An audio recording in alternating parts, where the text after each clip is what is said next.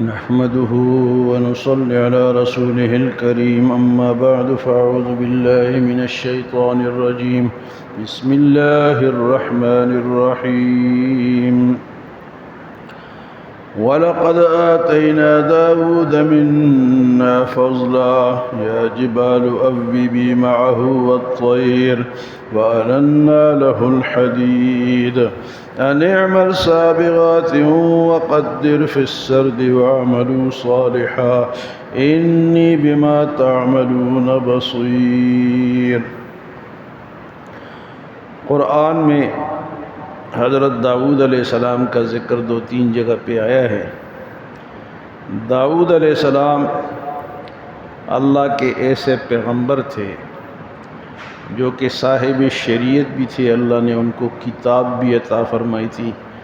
زبور حضرت داؤد علیہ السلام پر نازل ہوئی، اور نبوت کے ساتھ ساتھ اللہ نے ان کو حکومت بھی عطا فرمائی۔ وہ زمین پر اللہ کے خلیفہ تھے، یعنی بادشاہ بھی تھے، نبی بھی تھے اور بادشاہ بھی تھے۔ تو اللہ پاک فرماتے وَلَقَدْ آتَيْنَا دَاوُودَ مِنَّا فَضْلًا، ہم نے داؤد علیہ السلام کو بڑی فضیلت عطا فرمائی۔ تو ایک تو یہ تھا کہ نبی بھی تھے، خلیفہ بھی تھے۔ یہاں سے ثابت ہوتا ہے کہ خلافت جو ہے یا حکومت جو ہے وہ نبیوں کا کام ہے۔ وہ اب بدماشوں نے اس پہ قبضہ کر لیا تو کہتے جی نہیں ان کا کام بھئی، یہ تو ایک نیک طریقے سے حکومت چلانا ہے، تو نیک طریقے سے تو وہی چلے گا جو نیک ہوگا۔ تو داؤد علیہ السلام پیغمبر بھی ہیں اور خلیفہ بھی ہے، بادشاہ بھی ہیں۔ دوسری خوبی اللہ پاک نے داؤد علیہ السلام کو آواز کی خوبی عطا فرمائی، خوبصورت آواز۔ جب وہ تلاوت زبور کرتے تھے یا اللہ کا ذکر کرتے تھے تو جہاں چلتے تھے نا تو پہاڑ بھی ساتھ وہی ذکر کرتے تھے، اور پرندے بھی وہی ذکر کرتے۔ جب کہتے لا الہ الا اللہ تو سارے علاقوں سے آواز لا الہ الا اللہ کیا تھا۔ تو اللہ پاک فرماتے کہ وَلَقَدْ آتَيْنَا دَاوُودَ مِنَّا فَضْلًا، ہم نے داؤد علیہ السلام کو بڑی فضیلت دی ہے۔ اور فرمائے یا جبال اوبی معہ والطیر، اے پہاڑوں اور پرندوں ان کے ساتھ آواز کو ملاؤ۔ جب وہ آواز اللہ کا ذکر کرے تو ساتھ تم بھی، اللہ کا حکم بھی ہوا پہاڑوں کو بھی اور پرندوں کو بھی۔ تو خوبصورت آواز بھی اللہ کی ایک نعمت ہے، تو اس کو کس پہ استعمال کرو؟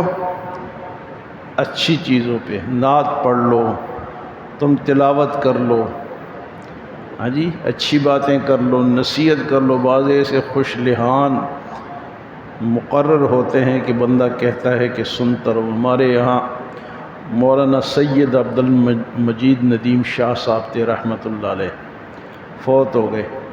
وہ جب تقریر کرتے تھے تو سناٹا چاہ جاتا تھا، ایسے خوبصورت اللہ نے ان کو آواز بھی دی اور الفاظ بھی دیے تھے۔ ان کے پاس جو الفاظ تھے نا آج تک وہ کسی اور خطیب کو اللہ نے نہیں دیے، عجیب الفاظ وہ ادا کرتے تھے، یعنی وہ خطیب بھی تھے اور ادیب بھی تھے، ادب کے ساتھ۔ تو داؤد علیہ السلام ہمارے اگر کسی کی تھوڑی سی آواز کیا ہوتی ہے جی اچھی ہوتی تو وہ سرنگیاں بجانا شروع کر دیتے، گانے شروع کر دیتے۔ تو آواز تو اللہ کی نعمت ہے، تو غلط جگہ استعمال کرو گے کل سوال نہیں ہوگا کہ میں نے تمہیں آواز دی تھی تو تم نے کہاں استعمال کی۔ آواز بھی اللہ کی ایک نعمت ہے۔ بعض دفعہ بندہ تمنا کرتا ہے کاش بھی میری بھی ایسی آواز ہوتی تو میں بھی اس طرح نعت پڑھتا، تلاوت کرتا، ایام اس طرح تقریر کرتا۔ تو داؤد علیہ السلام آخرت میں بھی داؤد علیہ السلام تلاوت فرمائیں گے، تو دنیا میں جب وہ تلاوت فرماتے تھے اور جاتے تھے نا تو ساتھ پہاڑ اور پرندے بھی وہی اللہ کا ذکر اور تلاوت کرتے تھے۔ تو تیسری خوبی فرمایا وَأَلَنَّا لَهُ الْحَدِيدَ، ہم نے لوہے کو ان کے لیے نرم کر دیا تھا۔ داؤد علیہ السلام بادشاہ بھی تھے تو رات کو بیس بدل کے لوگوں سے پوچھتے تھے کہ بھئی تمہارا خلیفہ بادشاہ کیسا ہے؟ تو اکثر لوگ کہتے ہیں جی اچھا آدمی ہے، نیک آدمی ہے۔ داؤد علیہ السلام کے بارے میں حدیث میں آتا ہے کہ ایک دن روزہ رکھتے تھے، ایک دن افطار کرتے تھے، ایک دن روزہ، اتنی زندگی انہوں نے گزاری، ایک دن روزہ ایک دن افطار۔ ہمارا ایک مہینہ آتا ہے کبھی سال کے بعد، ہم کہتے ہیں مر گئے جی، پیاس لگی ہے جی۔ وہ ساری زندگی انہوں نے اس طرح گزاری۔ تو لوگ کہتے تھے جی اچھا آدمی ہے، تو ایک آدمی نے ہے تو اچھا لیکن وہ بیت المال سے وظیفہ لیتا ہے، یہ بات اچھی نہیں ہے۔ حالانکہ بیت المال جو ہوتا ہے نا، حکومت کا جو سربراہ ہے یا جو وزیر ہے، ان کو وظیفہ وہاں سے دینا جائز ہے۔ تو ان کے دل پہ چوٹ لگی کہ یہ تو اس نے اعتراض کر دیے میرے اوپر کہ وہ بیت المال سے خرچہ لیتے ہیں۔ تو انہوں نے دعا کی یا اللہ میرے لیے کوئی وسیلہ، کوئی سبب بنا دے تاکہ میں یہ خرچہ بھی بیت المال سے نہ لوں۔ تو اللہ نے فرمایا کہ لوہا تمہارے لیے میں نے نرم کر دیا، موم بتی کی طرح، موم کی طرح وہ لوہا جناب کیا جی، وہ ہاتھوں میں یوں کرتے تھے تو اس کے زرے بناتے تھے، ہاں جی، ہتھیار بناتے تھے اور پھر وہ بیچتے تھے۔ تو ایک زرہ اس کو کہتے ہیں، جو کہ پہلے تلواروں سے لڑائی ہوتی تھی نا، تو تلوار جب یہاں لگتی تھی تو نیچے لوہے کا وہ کمیز ہوتی تھی، اس کو زرہ کہتے ہیں۔ تو آج کل تو وہ کام ہی ختم ہو گیا نا، وہاں سے ایٹم بم چلا ہوئے ادھر مر جاؤ۔ تو اس وقت چونکہ تلواروں سے لڑائی ہوتی تھی تو لوگ زرہ پہنتے تھے، حضور صلی اللہ علیہ وسلم نے بھی زرہ پہنی ہے۔ تو پھر وہ زرے بناتے، وَأَلَنَّا لَهُ الْحَدِيدَ، ہم نے لوہے کو داؤد علیہ السلام کے لیے نرم کر دیا۔ تو پھر اللہ پاک نے فرمایا کہ جب لوہا نرم ہو گیا تو اب کیا کرو، أَنِ اعْمَلْ سَابِغَاتٍ، زرے بنائیں، وَقَدِّرْ فِي السَّرْدِ، کڑیوں کو صحیح طریقے سے، اچھے طریقے سے جوڑ کر بنائیں، یعنی خوبصورت زرے بنائیں۔ کڑیاں جو ہوتی ہیں نا، اس کی زنجیر کی کڑیاں اس طرح، فرمایا کہ کڑیوں کو مناسب انداز سے جوڑو، یہ بھی اللہ نے بتا دیا۔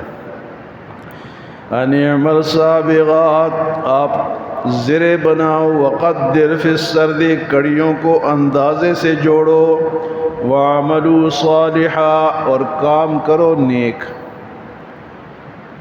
یہ نہیں فرمایا کہ تم اگر حکومت مل گئی تو جو مرضی ہے کرو، کام نیک کرو۔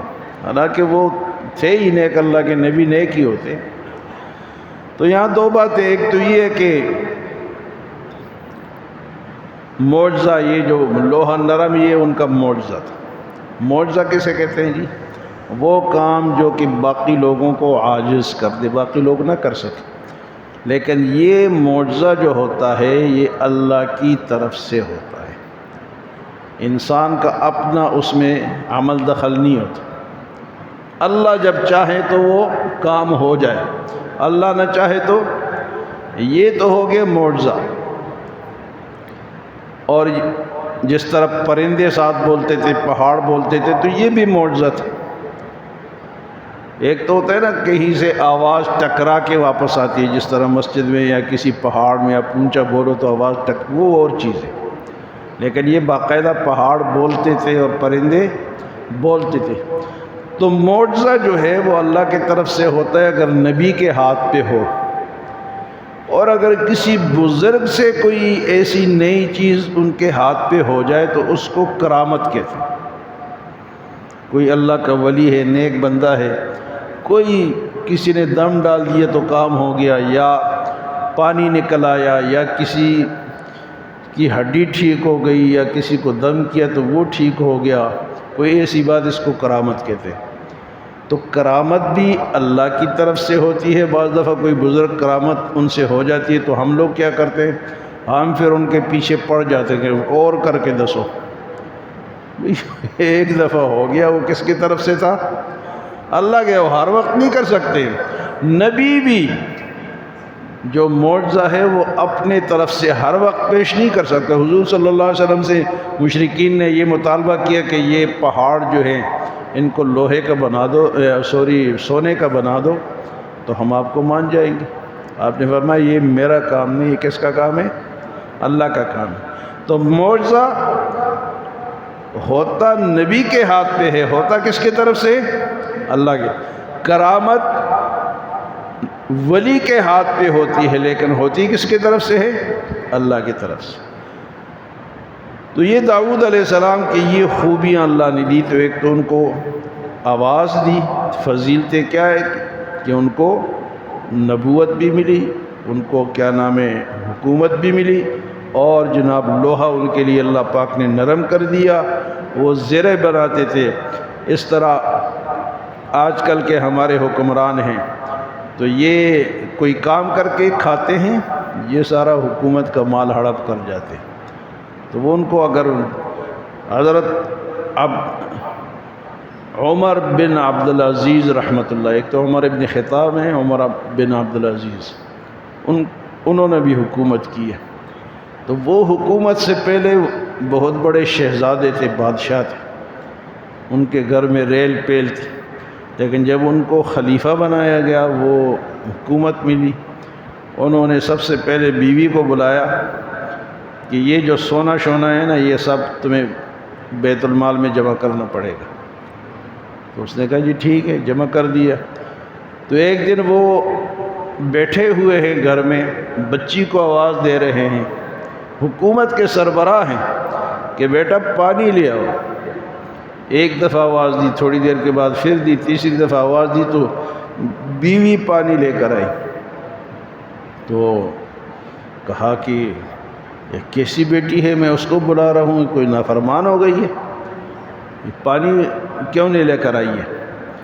تو بیوی نے کہا کہ اس کی قمیص کسی جگہ سے پھٹی ہوئی ہے اور وہ لگی ہوئی، وہ سی رہی ہے، اس کے پاس دوسرا جوڑا نہیں، اس کے پاس دوسرا جوڑا نہیں، تاکہ آپ کے سامنے وہ آ نہیں سکتی تھی۔